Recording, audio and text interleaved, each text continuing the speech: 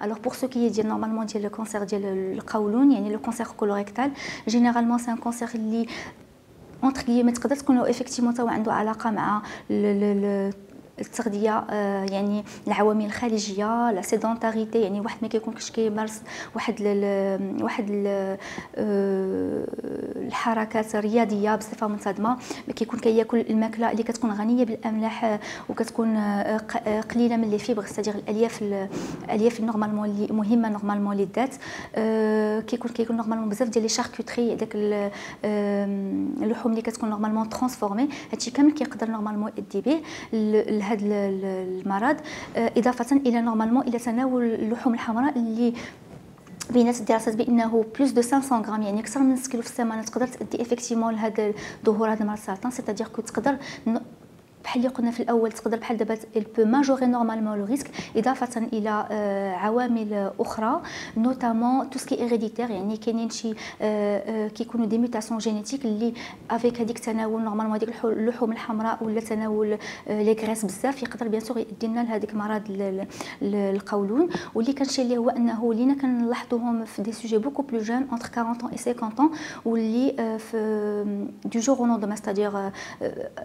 en 3 jours peut-être carrément كيجيو دي دولور ابدومينال، يعني كيجي الحريق في الكرش، كنلقاو بيان سور اون ماس. سي بور سولا كو ا بارتير دو لاج اوسي دو 40 ans من الاحسن كيدار داك الراديو انفان لو تويو ديال المصران سكون ابل كومونيمون بالدارجه ديالنا، يعني سي لا كولوسكوبي. كنشوفوا نورمالمون اترافير هذاك افيك اترافير اون كاميرا، كنشوفوا المصران كامل واش فيه دي ليزون كي بوف ايفونتويلمون سو ترانسفورمي باش اننا كنزولهم، اولا كاين ان تو بوتي ديبي، لان هاد الاغذيه الكامله اللي كنا كنعيشوا فيها،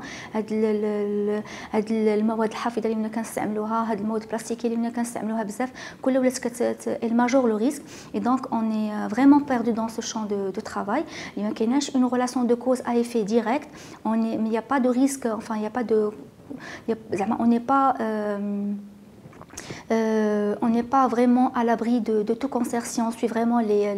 les mesures de façon très stricte, raison pour laquelle la prévention et le dépistage restent le pilier majeur. بمعنى انه نكتشفوا مبكرا